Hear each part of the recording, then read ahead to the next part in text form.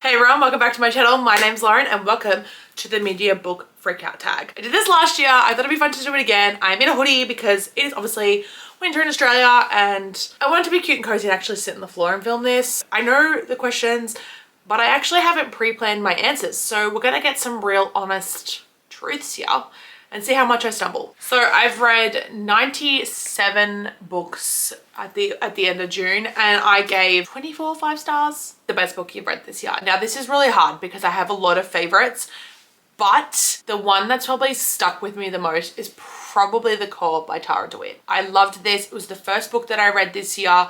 Lauren is one of my favorite FMCs of all time and I've probably beaten this book like a dead horse because I talk about it constantly, but it is one of my favorites for a reason. I love it. It's a marriage of convenience between Deacon and Lauren. It is a second chance romance.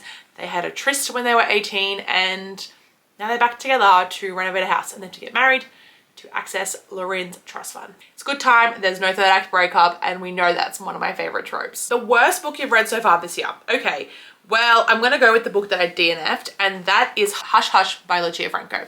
I hate it. It's garbage. I made it like 20% before I DNF'd it. It's just not for me. I don't like toxic females like that. She was really mean to her best friend, called her best friend a rent-a-hoe, and that for me doesn't fly.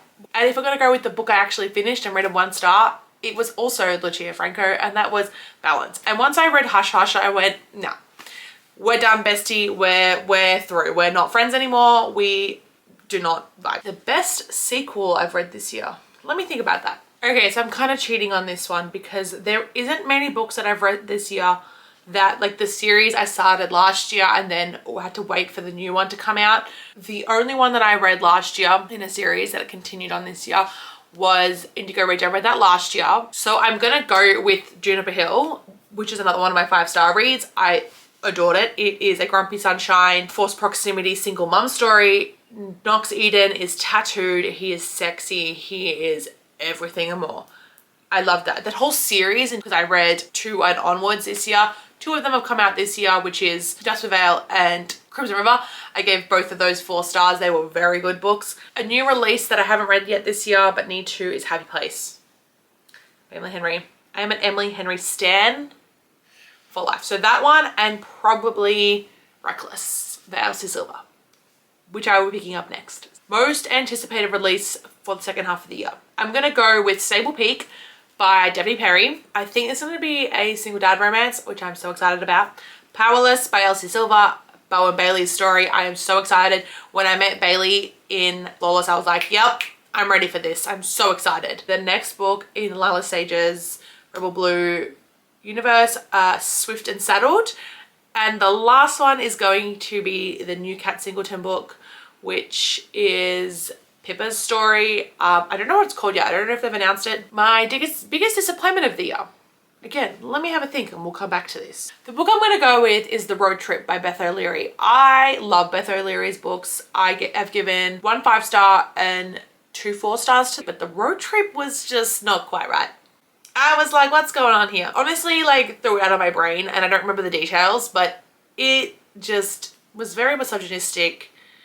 The boys were kind of trash. The plot was really weird. There was a lot going on and I was like, what's happening here? Like, what are you doing, Beth? But yeah, I blocked it out of my brain and got rid of the book. I gave it to somebody, I think. My biggest surprise of the year is going to be The Ritual by Chantal Tessier. I haven't read a lot of dark romance really ever. I don't always call for dark romance, and this year I've really struggled with dark romance, but this book blew me away. It was like 50% plot, 50% spice, and she nailed it. It was the plot was gripping and the spice had you salivating at the mouth. Like, Chantal Tessier, you nailed it. Rich kids in a secret dark society, amazing. Never read a plot like that before. I thought it was fantastic. I have a lot of new favorite authors. So this is going to be like off the top of my head. Kat Singleton, Lila Sage, Grace Riley, Tarah Dewitt, Elsie Silver, and Julia Jarrett. All of them write small town romance. So that says a lot about me, doesn't it? Newest fictional crush. Holy moly, why do you do this to me? There's so many. All of the Kates, Danny Cade, Cade from Rewrite Our Story, Knox Eden, James Callahan from First Down. There's too many, but that is some of them. Newest favourite character. I don't like to repeat books in this, but unfortunately I'm going to have to, and that has to be Lorraine from the Co-op. There's no question about it. And Willa from Heartless. Yeah, that's my answer. I also really love Marigold from Rewrite Our Story. That made me cry. I know what it is. Every Summer After by Carly Fortune. That book hit me in the feels. That made me cry. I loved that book. It was really popular last year and I didn't read it until this year. That book made me cry. If you haven't read it, it's a second chance summer childhood friends to lovers romance, and it is top tier. Top tier. I've had a couple friends read it and then compare it to Love and Other Words, but said that Every Summer After is better than Love and Other Words. Which I still haven't read Love and Other Words, but you know. Sorry, not sorry. Book that made me happy. Honestly, a lot of them. And I don't want to repeat them. But pretty much every book that I've loved and raved about this year has made me happy. I am going to say though, probably the book that made me the most happy was probably First Down by Grace Riley. The most beautiful book that I've received this year, I'm going to go, bought or received this year, is probably going to be Forever After All by Katharina Mora.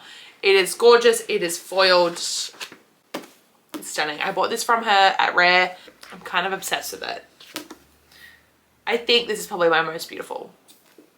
I know people kind of hate the floral covers, but like, this is stunning. The Temporary Wife by Katharina Mora, also stunning. Beyond the Roses by Monica James, also stunning. Rewrite Our Story, also stunning. I'm a complete fraud, actually.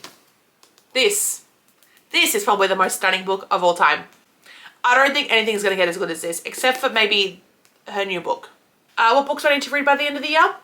All of them. Yeah, I'm not even going to list them because there's a lot. I want to hear your answers to this question, so comment below your answers. Like this video because you absolutely loved it, obviously. Please subscribe and stick around because there is so much good content coming your way. And I will see you guys in my next chaotic video. Bye guys.